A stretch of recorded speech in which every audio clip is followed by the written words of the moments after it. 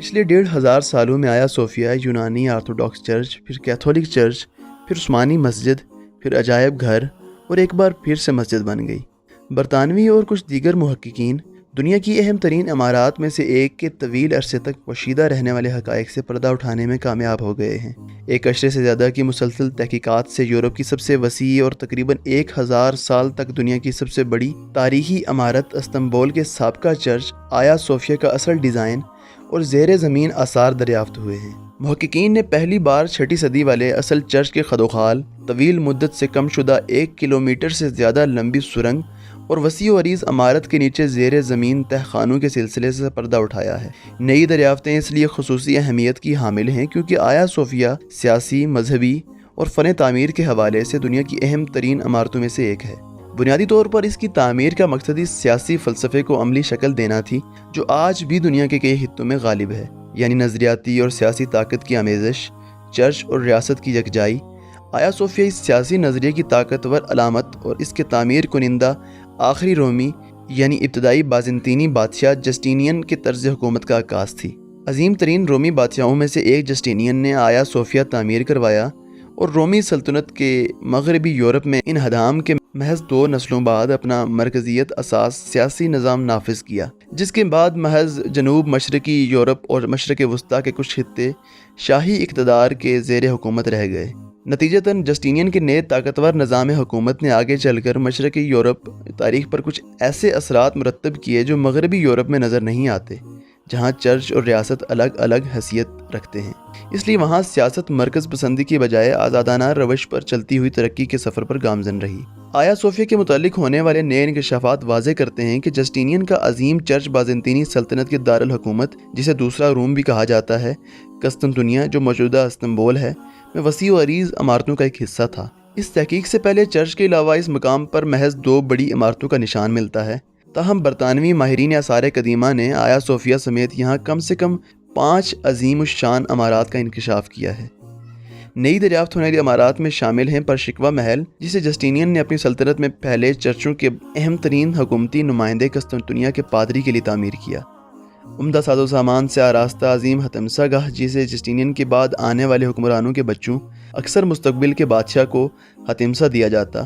یہ مذہبی مشاورت کونسل جہاں عیسائیت کے اہم ترین مذہبی اور دیگر معاملات کا فیصلہ کیا جاتا تھا، جن میں حضرت مریم کی مذہبی حیثیت میں اضافے کا بہت اہم تاریخی فیصلہ بھی شامل ہے۔ اس عمارت میں پادریوں کے لیے ایک بڑی لائبریری بھی قائم تھی۔ ماہرین آثار قدیمہ نے 6 صدی کی 9 پینٹنگز اور چرچ کے غیر دریافت شدہ داخلی راستوں پر موجود 2 پچکاری سے آراستہ ٹکڑے بھی دریافت کیے۔ تحقیقی منصوبے کے شریک سربراہ اور ریڈنگ یونیورسٹی کے پروفیسر کینڈاک نے اس حوالے سے کہا کہ طویل اور مفصل تحقیق نے کم و بیش 5 صدیوں میں پہلی مرتبہ ٹھوس ثبوت پیش کیے کہ آیا صوفیہ کیسے بازنطینی سلطنت کے مرکز میں قائم اہم ترین وسیع و عریض مذہبی عمارت کے سلسلے کا ایک حصہ تھا۔ اس عمارت پر ایک بنیادی کتاب آیا صوفیہ کا پس منظر کے شریک مصنف پروفیسر ڈاک کا کہنا تھا کہ دراصل جسٹینین کا تعمیر کردہ عظیم چرچ اس کی سلطنت کے مذہبی اور سیاسی نظریات کی مادی شکل تھا۔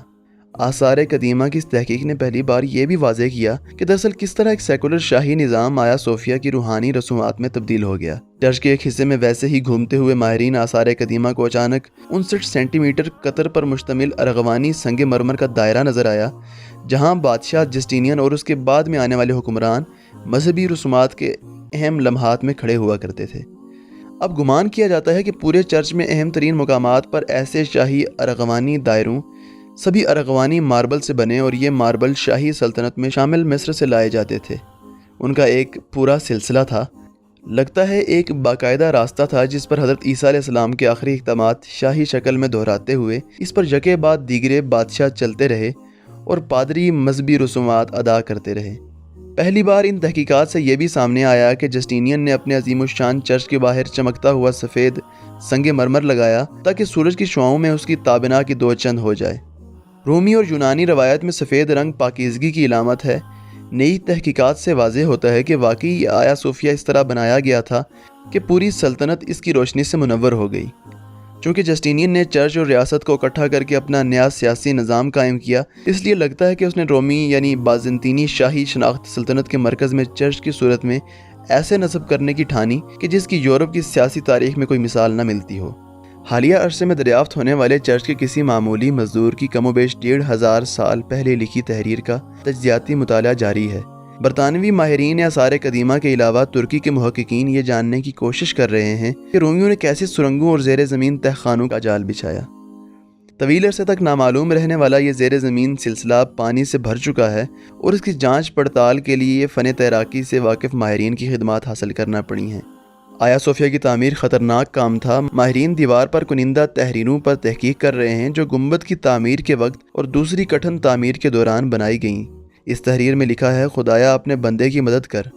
یہ اس خوف کی عکاسی کرتا ہے جو 6 صدی کے مزدوروں کو محسوس ہوتا تھا۔ اگرچہ ان میں سے زیادہ تر ابھی دریافت ہونا باقی ہیں، لیکن اندازے کے مطابق آیا صوفیہ میں 1000 میٹر سے زیادہ لمبی سرنگیں اور پوشیدہ کمرے ہیں۔ ماہرین آثار قدیمہ کے مطابق ان میں سے کچھ پانی ذخیرہ کرنے کے لیے بطور حوض اور باقی ممکن ہے زیر زمین چھوٹی عبادت گاہوں اور تدفین کے لیے کام آتے ہوں۔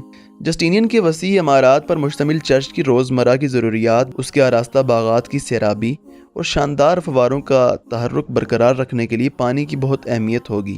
جسٹینین کا آیا صوفیہ چرچ ایک بڑے سیاسی بحران کے نتیجے میں سامنے آیا، جس میں بادشاہ کا تختہ بس الٹنے ہی والا تھا۔ اس کی تعمیر اپنی طاقت کو از سر نو ترتیب دینے کے عزم کی علامتی شکل تھی۔ رومی قسطنطنیہ میں رتبانوں والوں کی 2 بنیادی ٹیموں کے حامیوں کے درمیان حریفانہ کشمکش بہت شدید اور اکثر تشدد آمیز ہوتی، جس کے مقابلے میں آج فٹ بال کی ٹیموں کے مختلف حامیوں کے اختلاف کچھ بھی نہیں۔ مزید برآں 2 رتبان ٹیموں کے حامی سیاسی شناخت اور وابستگی بھی مختلف رکھتے تھے۔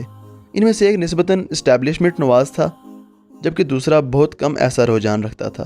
527 عیسوی میں اقتدار سنبھالنے کے تقریباً 5 سال بعد اس چپکلش نے اچانک ایک انقلاب برپا کرنے کی کوشش کی، جس میں قسطنطنیہ، جس میں شہر کا چرچ بھی شامل تھا، کا بڑا حصہ جلا کر راکھ کر دیا اور باغیوں کی طرف سے جسٹینین مخالف نیب بادشاہ کا دعویٰ کر کے تاج پوشی کی گئی۔ ابتدا میں دارالحکومت سے بھاگ نکلنے کی تیاری کے بعد جسٹینین نے اپنی نامور بیوی تھیوڈورا کی حوصلہ افزائی پر بے دردی سے بغاوت کچلنے کا فیصلہ کیا۔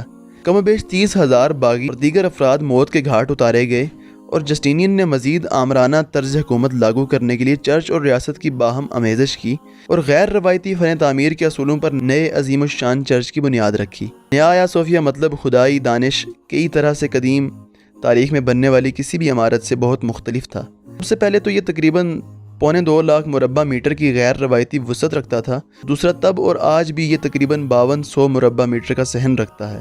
اب پہلی مرتبہ ماہرین آثار قدیمہ کی دریافتوں سے محققین کو جسٹینین کے عظیم چرچ کے خد و حال دیکھنے اور اس کی سیاسی اہمیت سمجھنے کا موقع ملا ہے۔